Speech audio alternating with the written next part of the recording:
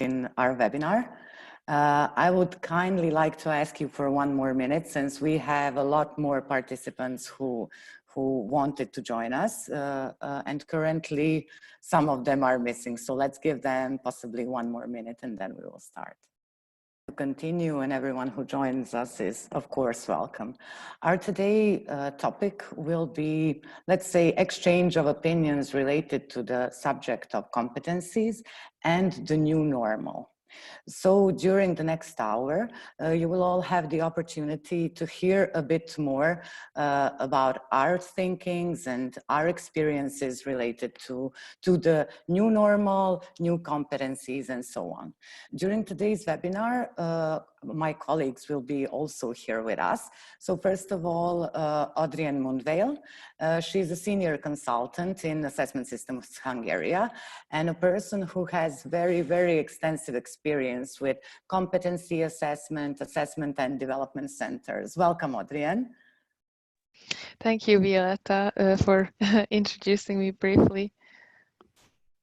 Well, I also would like to add that I have been working for assessment systems for 3.5 wonderful years now, and I'm a consultant team lead at the Hungarian office, and I'm very happy to be here today.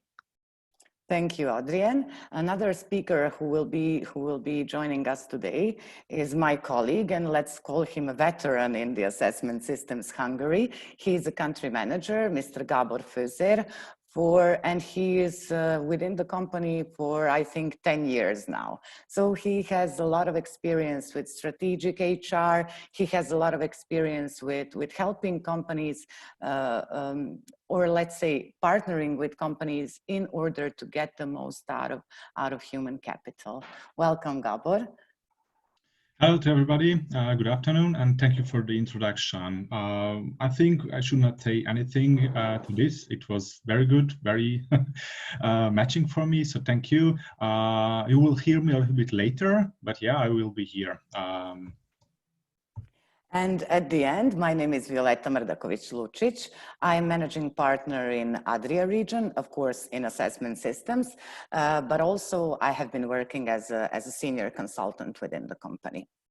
So what will we be speaking about today? And we would encourage you also to share your thoughts, your opinions, and your experiences. First of all, we will be tackling a bit what is currently happening with the businesses, what is currently happening with the economy all over the world, globally and regionally, and what is happening also with the people within the companies. So what kind of effect does this current change has on all of us?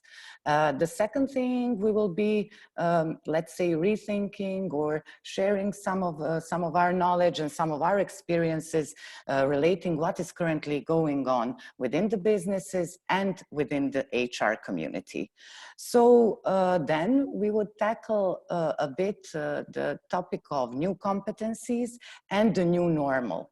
So we want to hear your opinions and we want to share our opinions on the topic whether the competencies are changing, and if they are, in which way do we all think they are changing.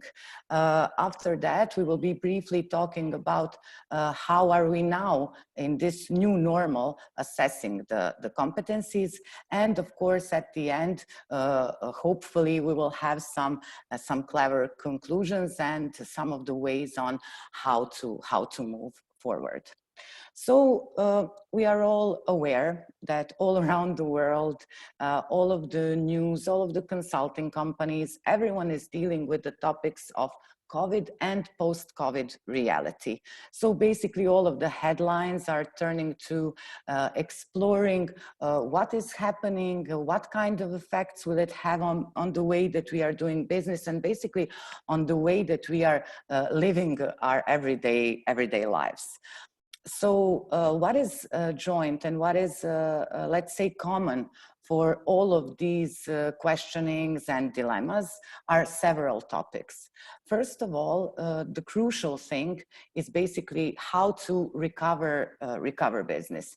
We all saw that the stock market went down, a lot of SMEs were closed down, they could not have taken the effects that this pandemic had on their business. Also, unemployment skyrocketed, especially in the US, and we can all see that there definitely will be a recession, even in the most advanced economies. So first focus of every business currently is to recover, at least to a certain extent. But as usual, in every situation, we have some of the winners, some businesses and some industries that actually benefited from what is currently happening. Of course, needless to say, first of them are industries dealing with healthcare equipment and medical equipment. So basically, you can also see, according to some statistic, only 15% of the businesses are currently thriving in this period and are continuing to grow. Apart from that, deliveries and all of the e-commerce website are having currently some sort of expansion. Apart from that, we are all witnessing that entertainment industry, gaming industry, online health services are also growing. So basically, a lot of applications are being bought by the consumers related to different types of workout. For example, related to the entertainment industry, Netflix has 16 million of new users in the previous 2 months. So what we can see here as a trend is definitely that technology-backed industries are continuing to grow. Some of them are new, some of them were already existing pre-COVID, but they are definitely now in an expansion. So one of the first learnings that we have related to current business is, more than ever, the role of technology and digitalization is extremely important.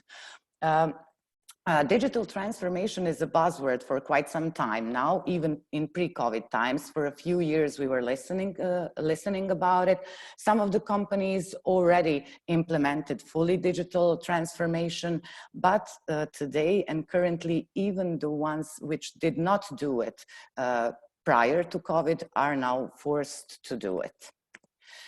Second topic, which is very, very common, and due to of course, the budget cuts within the companies are turning to development of their own internal resources in several ways. Some of the processes are changing and are being, of course, switched to being done internally, but also some of the existing internal services within the companies are much more significant right now.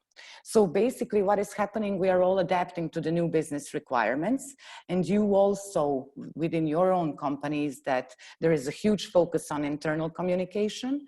What does it mean? It means that we were all very much careful not to have fake news, not to raise panic, and so on. So even people who are employed within our companies in internal communication departments and PR needed to gain some of the new skills and some of the new approaches in order to do their job well. As I previously mentioned, also there are some new internal, but also external services. As we put employees, their health and safety in focus currently, a lot of companies, for example, decided to make one of the parts of HR department dedicated to advisory services for their own employees. Apart from that, we can see that more and more companies, and it is also in connection with digital transformation, are having virtual HR assistants and so on, who are there to help employees in dealing with this crisis. Most definitely, we can see changes in all of the traditional job roles. So there were some job descriptions which are now, they do not need to be completely changed, but there are definitely new additions that need to be tackled, and we will be speaking about them during the presentation.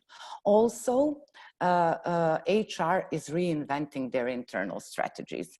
Apart from the budget cuts, which definitely require new approaches, people within the company, HR people within the companies are definitely more focused on retaining employees. So lesson number 2 that we have from this period is definitely that development of new competencies is priority, or let's say reshifting the old ones. As a third topic that we want to tackle, and you saw it everywhere, all of our clients, or let me say most of our clients, are dedicated to let's say developing their own management for this type of work. When I say this type of work, it's definitely remote work and managing remote teams.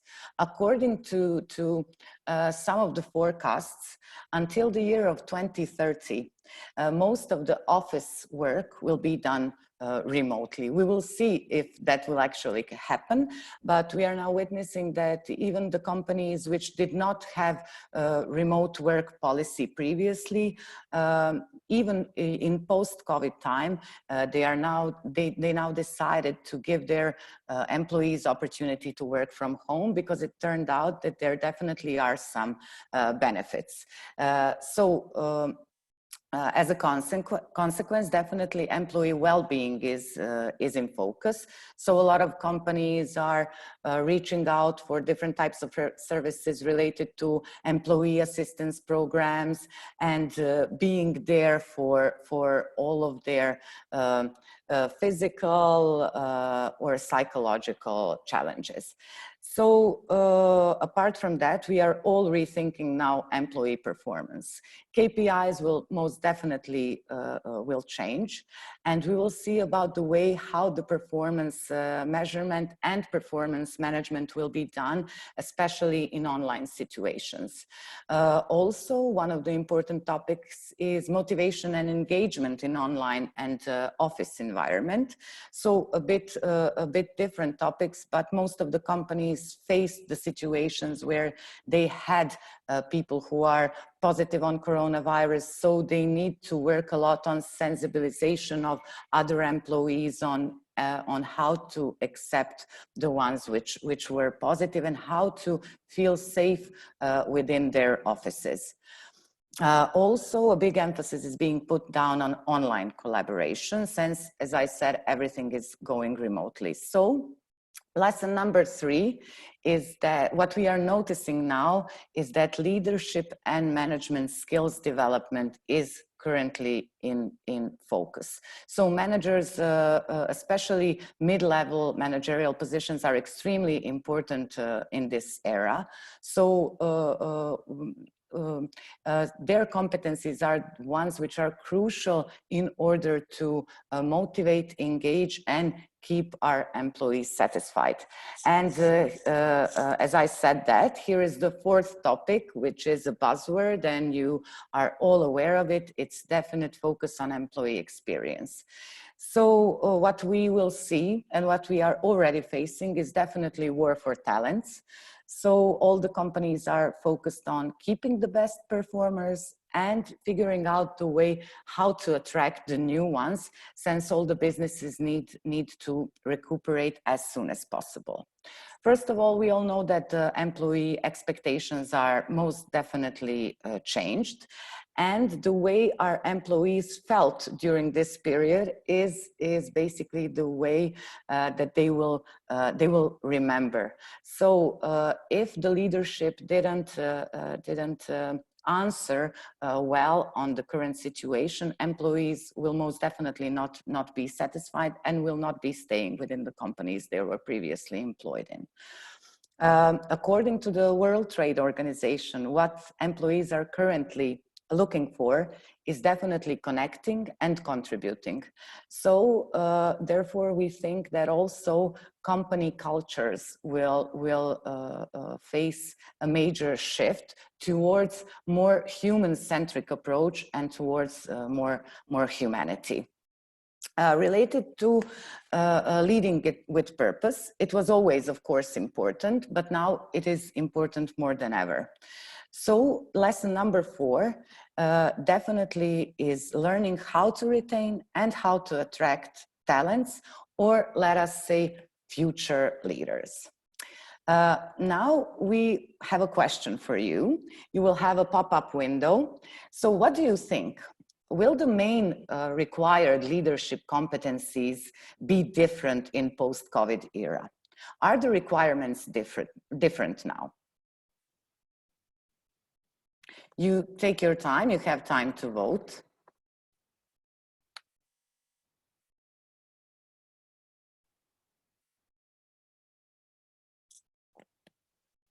So do you think that the crucial competencies will be different, or will everything remain the same? It's a very interesting topic for discussion, and there were a lot of conversations going on that topic. Soon you will have the opportunity to see the results. Yeah, so 73% of you said yes, while 27% of you said no. Basically, let us see, let's jump into the next question, and we will talk about it a bit more in detail. So basically, what do you think? 73% of you who answered yes. What do you think, which of the offered leadership competencies will be crucial for the new normal? You can select 3. So what will be crucial?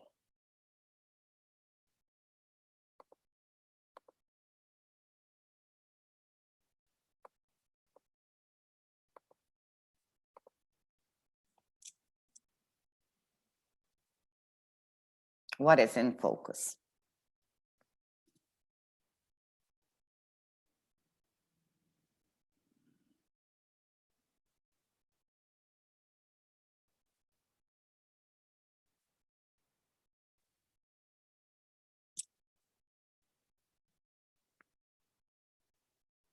We have a few seconds left for you to answer. Let's share. Yeah. So most of you said flexibility. That's definitely one of our observations. We will be talking a bit more about it. Empathy, EQ, managing people. Yes, those are the crucial ones. According to the experience and strategic thinking. Great, thank you.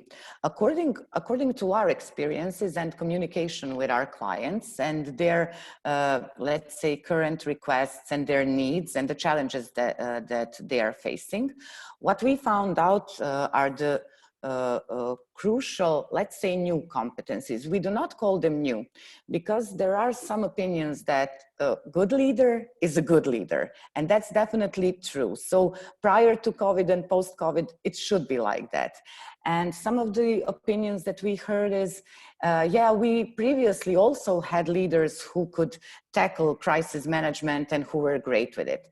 Yes, but let's be very objective. Did similar type of crisis happen in the past? No, it didn't. So the competencies which we now see that are crucial are not the new ones. They are just put more into focus. And we always emphasize, first of all, the importance of EQ. So basically, we are often forgetting it when we are assessing leadership competencies, and most of our clients, you know, if someone had the opportunity to move upward in hierarchy, that means that the person has a high IQ. It doesn't have to be that way. And currently, we definitely need leaders who are able to solve complex problems and complex issues. So we consider IQ to be definitely the best performance predictor. And as I said, we often, you know, just consider it to be there, even though it not always is.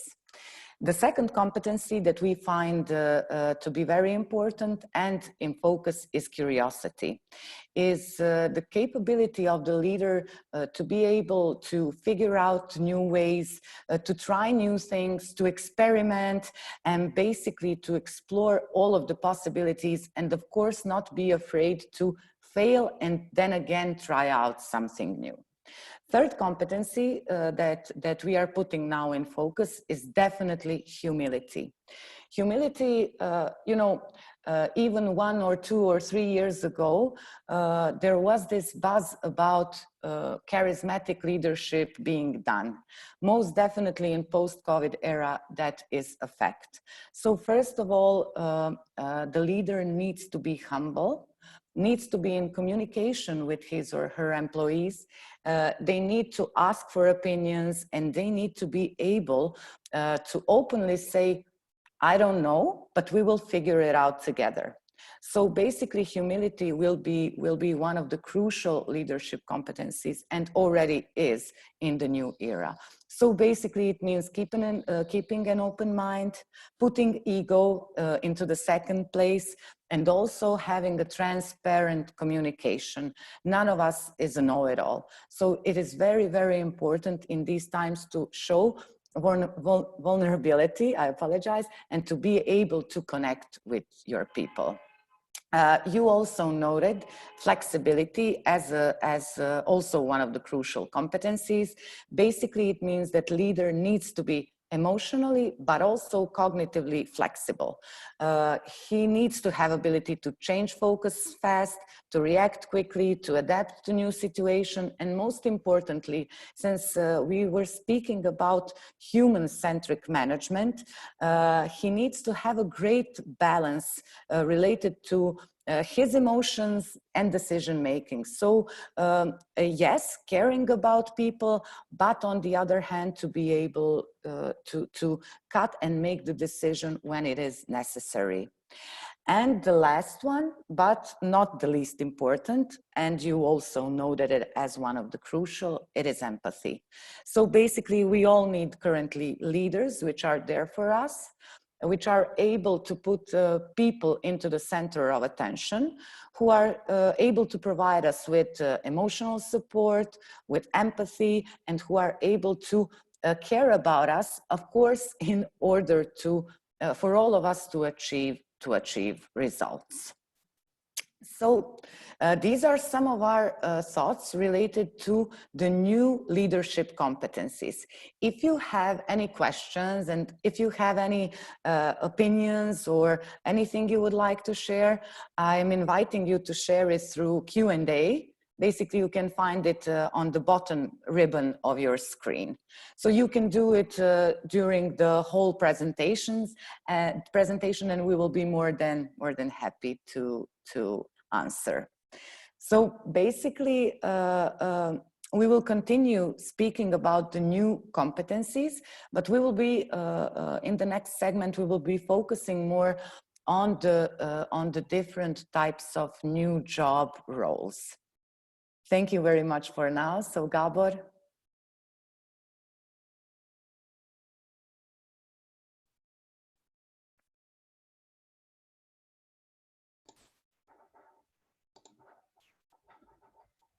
So let's continue.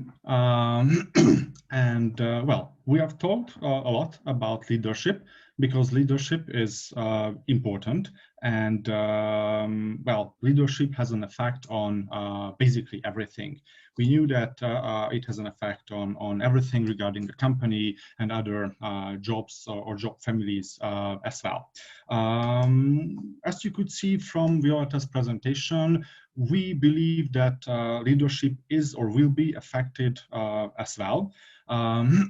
So many of you felt the same in our poll as well. But what about the others? What about the other positions? What do you think about them? So let's have a very quick poll here regarding what do you think? Which other jobs or job families or positions will be affected by the new normal? So you can check or choose multiple ones. And well, it's not a complete list, I admit, I agree. Just some ideas where post-COVID or new normal can hit. So do you think that call centers will operate in a different way? Do you feel that marketing and marketing people have to work in a different way in the future, in a different environment? Or what about production and people and jobs related to production? Or what about IT? We have talked a lot about IT and IT-backed companies. Will be there some changes, environmental and let's say so, competency-related changes? So let's do the poll.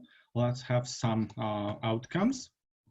And if you are ready, we can share our findings. During that, oh, thank you very much.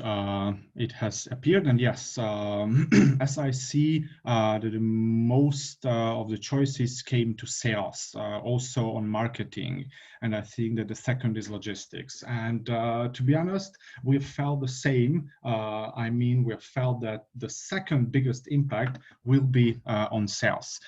We can see it in the news. I can read about that in many articles, and that's what we keep hearing from our clients as well. So sales will have a new normal as well. How is that? Why is that? So let's reveal some backgrounds and let's approach this new environment. First of all, what we noticed from our clients is that they've reported, of course, that they had to switch to online sales, especially because it was not possible to meet clients, you know. So they had to. At the beginning, of course, for many of them, it was a little bit painful, of course. But they found out that it is doable. They could switch and it was working as well. So at the beginning, it was a necessity, but now I think that many companies see it as an opportunity because it was not just doable, it became efficient as well. So I would say that results could come in this way as well, nice results as well. However, on the cost side, many companies realized or will realize or realizing right now that it is also better, I mean, in terms of costs. You don't have to have huge offices for your sales departments. You don't have to buy cars, etc.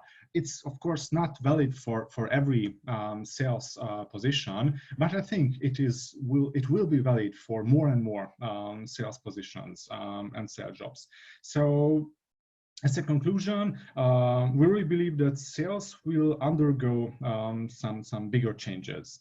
And of course, we are not really talking about the technical ones because technical ones can be solved. It will be solved. It is solved already in many companies.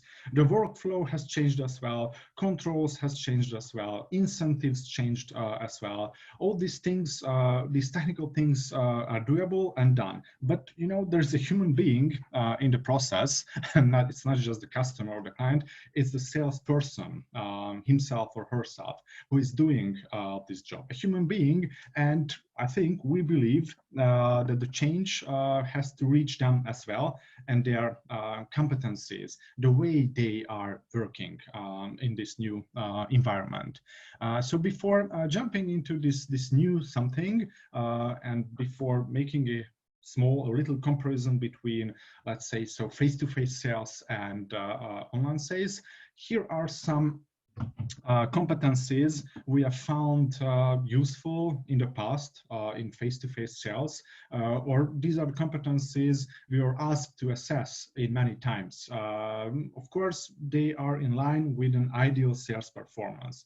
So many clients believe that if someone has great skills in influence and networking, they are also customer-oriented, they are good in technical learning, they are self-confident, and they have a nice goal orientation, then these people will be successful. So these are the competencies they have to hunt for. But let's see how these are transformed or changed in the new normal if we are focusing on online sales. So here is a very short comparison. Again, the list is not full. We have just tried to focus on those items we are hearing from our clients, and we are taking from our experiences as well. So in this new altered environment, what we were able to pick up is that there is less information. I mean, if you are doing an online sales presentation or an online sales meeting, I would say that there is less information to build upon a strategy. Not just because the time is shorter as well, but because there's just, you know, a video feed and that's all. So maybe you can see into the private space and you can pick some information from the background and start a chit chat about that, but that's all compared to a real meeting where you know, enter the building, travel with your client to a meeting room. There are much more information. If you allow an example, once upon a time when I went to a client and had a meeting when we were supposed to talk about, you know, personality assessments in general, during the first, or when I've entered the building, I've noticed that safety and security is extremely important for them. There were posters everywhere. There was a short questionnaire about safety. It was, of course, a production company. And because of that, I made a note about that. And then it became a topic, and after the meeting, I had a chance to send a proposal about a safety assessment, just because I could see this information. So what about time? Because as you could see, time is also something that will decrease. So lower time to convince the other person, less time to observe things around. What about the signals? Because we believe that there will be less signals. You know, you have a video feed or a camera, you can observe certain things, but you cannot see the entire person. Again, if you have ever done any sales, I would bet that for you it was important to see the body movement of the person to catch that whether he or she is bored or not. Or it is also important, at least for me, when the person starts to make notes, because then it's an indicator that now we've stepped into an important topic. And yes, he or she just started to make. I should deep dive into this specific topic and let the others go. So signals very important, and now we have less signals. Also less partners. However, I admit that it's not really typical that salespeople are going in pairs to sales meetings, but it happens. It happens with us as well. I know companies where there is a habit that there are two people, one who is leading the negotiation, and there is an expert. And you know, if there are two people from the same company, they can exchange feedbacks at the end. What went wrong? What went in a nice direction? How was this part? Can you give me a feedback? It's a part of self-development, you know. And it's, I would say, it will not be typical that there are multiple salespeople joining in from from the same company. So less partners, less feedback, as you can see, less interaction, so less chit chat. Of course, you can chat about the weather, but compared to a real meeting where there was an offer about a cup of coffee or something, you could start a chit chat, which can be really important to, you know, build the rapport, start to build up some trust, create the environment for the discussion, and there will be less interaction and less attention. I mean, how many of you did some drawings during a phone call? How many of you did some emailing during, you know, a Teams meeting or Zoom meeting? Because the opportunity is there, and many people you know, the famous 7 minutes, and then now they will have a chance to do something else. So less attention is a threat, and yes, we believe that this new environment will require different competencies for an ideal performance. So I would say that these changes are not really threatening, they are not fatal, but they will require a different set of competencies, or at least some different weights to focus on. So from less, let's see more. What we were able to pick up based on, again, our experiences and derive from our clients and their descriptions. So according to our understanding, to do an efficient, successful online sales, you will need and those salespeople, we need better personal disclosure. What does that mean? It's sharing something about yourself, sharing something about your private life, something about an environment, which can lead to earning trust, building up trust. Also, there will be an increased need for rapport building, which is also a competency in order to create acceptance. And of course, it's also about balance, because rapport building is about balance. You talk, the other person can talk, and then in an online environment, it's much more tricky than in real life. Then we can focus on reasoning as well. We should focus on reasoning, not just to quickly extract and save statements, but it is also connected to intellectual horsepower to understand complexity. As you could see, you will have those people will have less time, so they have to understand everything in a very quick way, what it is needed, how to access this complexity, how to reason the product or the service you are selling. Empathy was mentioned for leaders as well. I think it will be also important for salespeople in order to understand what the other really need. I mean, really, how their needs are interconnected. And yes, you have to be better in emotional intelligence as well, because emotional intelligence has different subcompetencies, just like recognizing or detecting the feelings of others, which is important, as you can see, because you have less signals, or expressing your feelings as well, or influencing the feelings of the other person. It will be more tricky in an online environment compared to a face-to-face meeting. And yes, self-development, I've also mentioned that as well, not just because there is less feedback, but entirely if someone is working from home, there is lower chances to meet other people, receive some feedback on the corridor, etc. Maybe less face-to-face trainings. So people have to learn from their own mistakes. They have to be able to judge their own performance, draw some conclusions, and improve their performance alone. So again, not a full list, we do believe, just some differences. As I said, sometimes we are just talking about changes in weights and not entirely, relying on totally new competencies. If you remember the previous list, I would say that goal orientation or technical learning will be also important in many sales jobs or sales positions. So those will not change, but these ones we believe, and some of our clients believe, will change.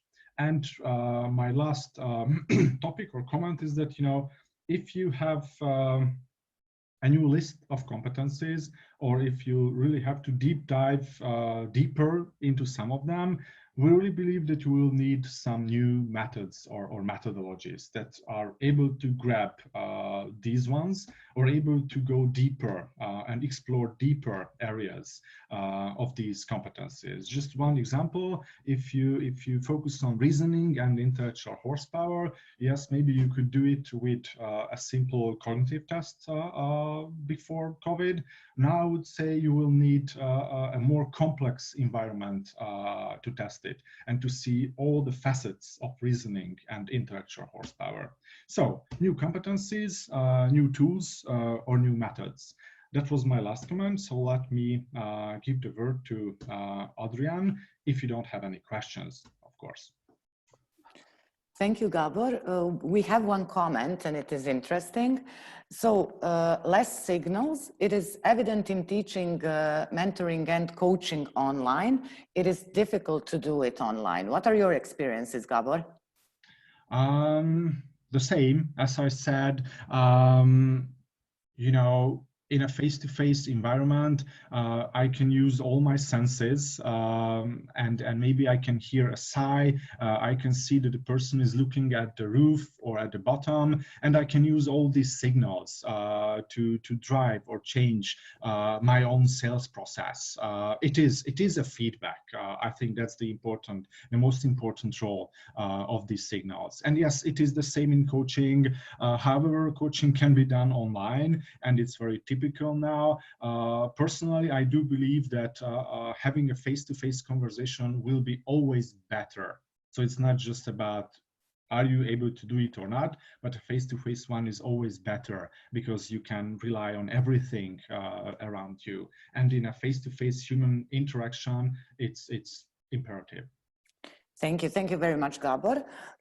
Adrian will now show us and tell us a bit more about how can it be done online. So what are some of the benefits, and what is happening when we do assessments online? There are a lot of clients who approach us with different problems and challenges that they face, and I can share some of my experience regarding that.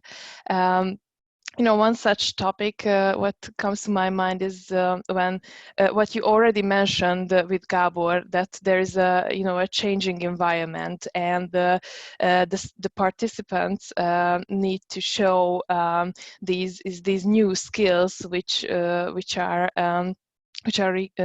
required for these new circumstances, as we talked about, for example, sales, that now the circumstances completely changed, and the products and services had to be sold online. So there are a lot of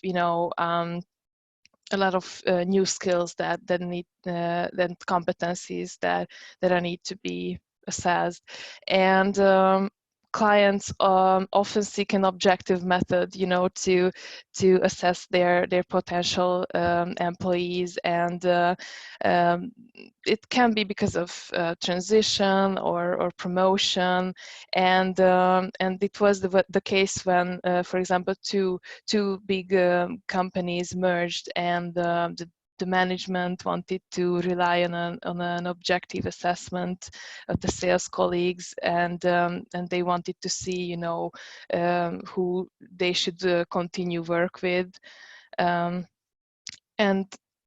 and another topic that comes to my mind is when a hypothesis needs to be tested. For instance, the client thinks that the managers are too conflict avoiding, and they want to assess if that's true. Another client from an agricultural company detected that their leaders are not comfortable in an online environment. So that's also when we we tested those candidates in an online environment. So Adrian, when you say tested them in online environment, what does it actually mean, concretely? So how can we imagine this online assessment? This online assessment is basically we do an assessment center or development center, but we use an online simulation to back that up.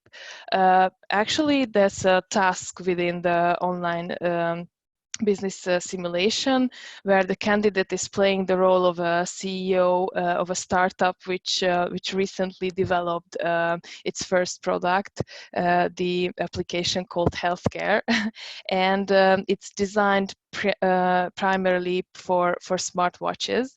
And during the event, we are introducing this simulated corporate environment in about 10 minutes.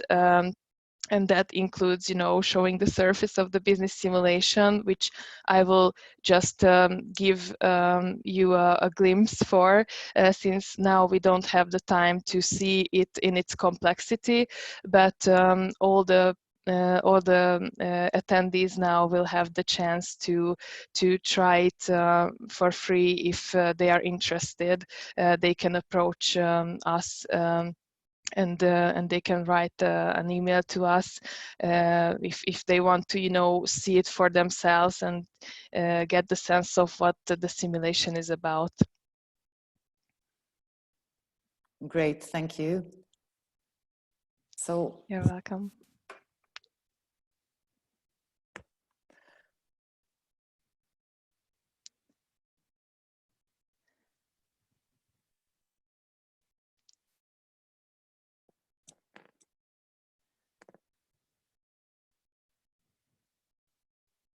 Adrian will briefly now share her screen and show us. Oh, okay.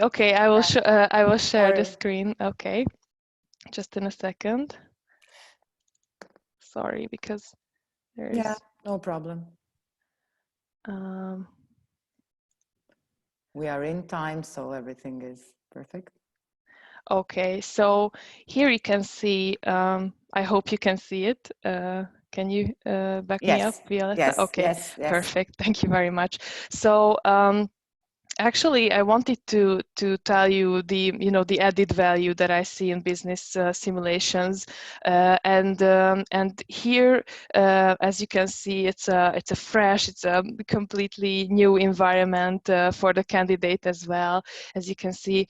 And actually, what I think is really important is that the candidates can feel the flow because of the lifelike situations. Because as you can see, for example, here, there are emails that there are 300 emails, and it's just like when you're inside of your company email account and you see how many unread messages you have.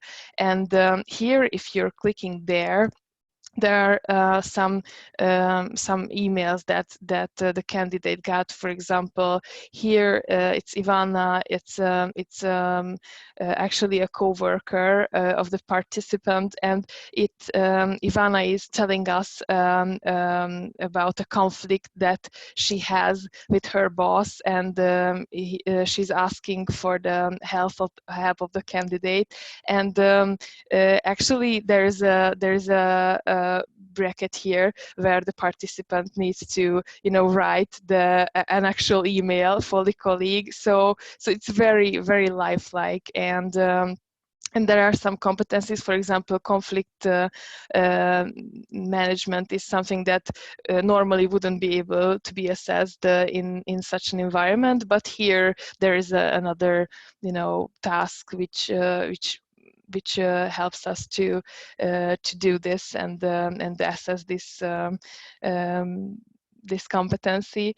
And this way, I encourage everyone to try out the simulation, because when you feel the flow, you experience that candidates are the same, in the sense that when you feel this kind of flow, you're not wearing your so-called social masks, and you're not able to pretend that you're pretend certain behaviors. You're just yourself and solve problems quickly. And yeah, the participant involvement can be really, and the engagement can be really high in this. And as you can see, it's a very complex business simulation. It gives us the opportunity to assess various competencies, such as strategical thinking, problem solving, business acumen. So the simulation itself, it can be altered very flexibly if we know what competencies we're looking for. And it's really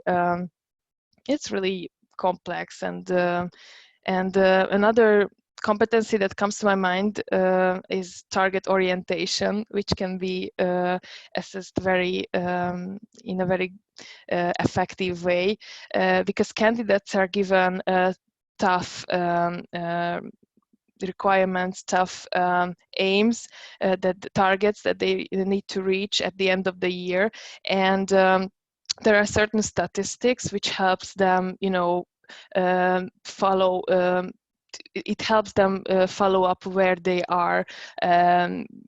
Here you can see, like I just put in some decisions before.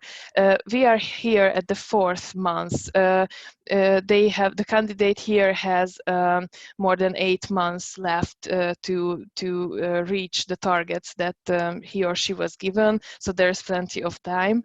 And now it can be seen how many subscribers the company has. It's basically it works like Netflix, what you mentioned, Violetta. So it's like we have subscribers as clients.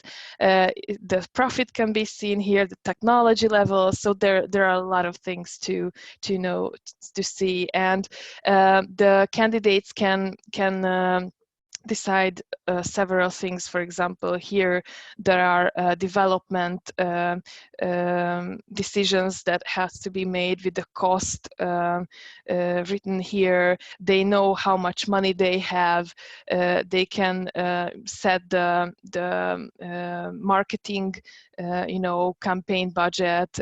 They can target markets. They can target age groups, and they even have statistics to back up that. So when you see here, like you can see the subscribers by country, which country are our subscribers coming from. You can see, you know, the age group. So you can really alter your decisions based on what the market tells you, and it shows like sometimes the candidate has to be flexible and so on and so forth. So yeah, there are a lot of things that we can see. So basically, Adrian, the candidate is put in the situation where he or she is virtually running and running a company during 1 year and making all the strategic and operational decisions with the point that he or she can correct her answers during the exercise. Am I right? Yes. Completely. So what do the candidates say? What are their experiences when doing it completely online, doing it in a limited amount of time? Last year I managed a very big project with I think 83 participants. So we had a lot of feedbacks last year, and actually it was a very interesting project, because there were sales specialists assessed and also sales managers, and the managers were the first ones who experienced the surface as a candidate, and they went through the process, and then they became assessors. So they kind of saw both sides, and actually they adored how you know, different scenarios could work out, because we only give the targets, what has to be, you know, what are the, at the end of the year you have to reach certain targets, but there is no like perfect choice or perfect scenario. There are a lot of things that can happen. It can happen that you don't you know, you don't spend that much money, but your pricing of your product is not relatively high, but medium. Or it can be that you have the best technology in the market, but your price, the product, the price of the product is really, really high. So there are really different scenarios what can work out. And what I see often in traditional events or traditional ACs or DCs is that there is, you know, there is a perfect solution, what we are looking for, and if the candidate won't, you know, be able to find that solution, then it's not, you know, it's not right. And yeah, the world is not like that. This complex world that we are living in, there are no perfect solutions, I think. Thank you, Adrian. We have one more question. From Katarina, is this simulation a part of a selection process, or she didn't quite get that? So is it being used only for selection, or? No, it can be used for both selection purposes and both development purposes, like assessment or development centers. You know, the project that I told you about, just told you about with the 83 participants, we had like there it was for selection purposes, but also the colleagues that remained in the company, because there was a merge between two companies, and the colleagues that remained in the company, they needed to see like what are the development areas for the sales specialists who remain at the company, and they wanted to go on and work on with those competencies. Okay, thank you. And we have a question from Edina. How much time does the simulation take for the candidate? Well, it depends on the time frame, you know, but mostly it's like from 50 to 70% of the time, which we are you know, working with the simulation, and the remaining time consists of traditional tasks, which I'm sure a lot of you are familiar with. So BEI interviews, like behavioral event interview questions, presentation, also role plays. Maybe it could be you know, a lot of kind of role plays which are all used in the traditional ACs or DCs. So yeah. Thank you.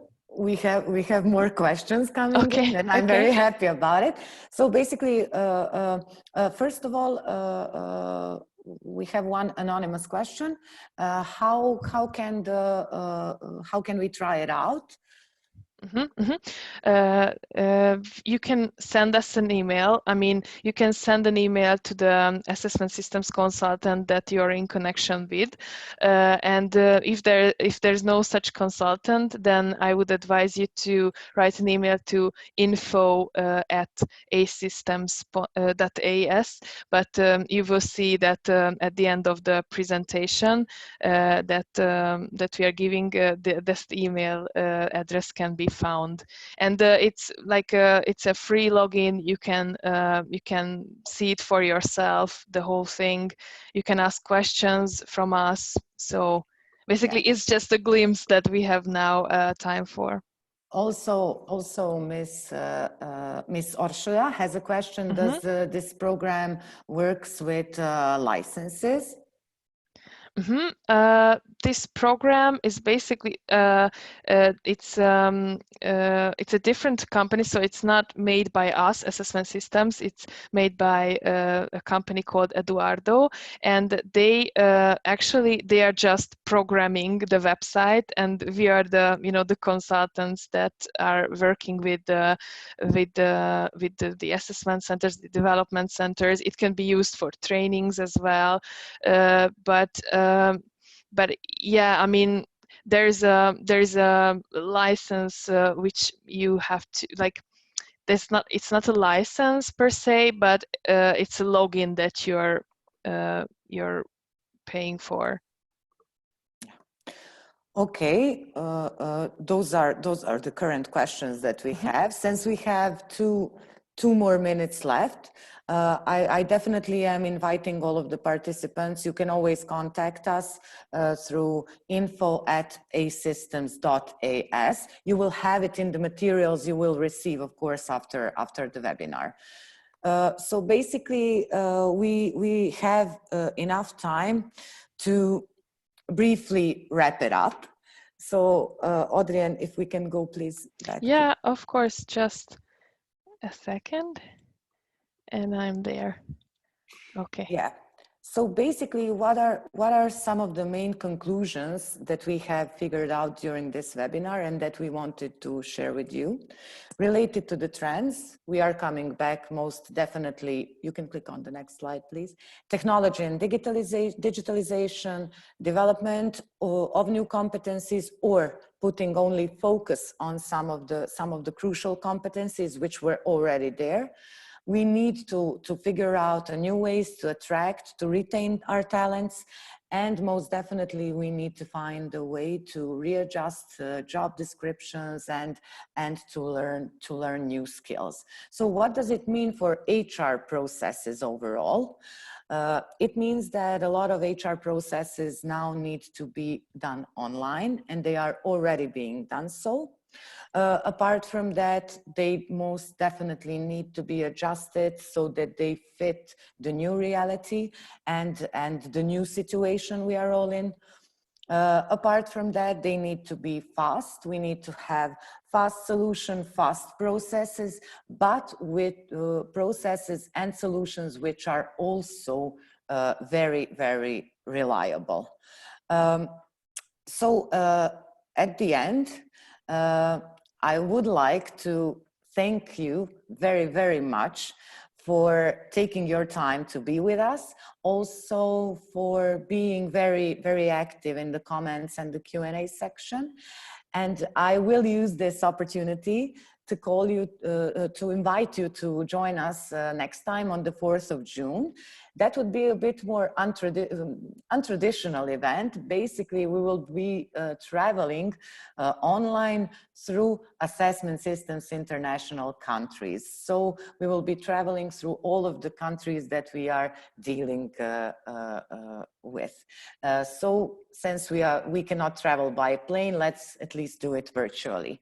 At the end, you have our email address. You will, I am repeating it, you will receive it also in the webinar materials. And from our side, thank you, Adrian, thank you, Gabor, and once again, thank you all, and have a great day. Thank you, Violetta. Thank you very much.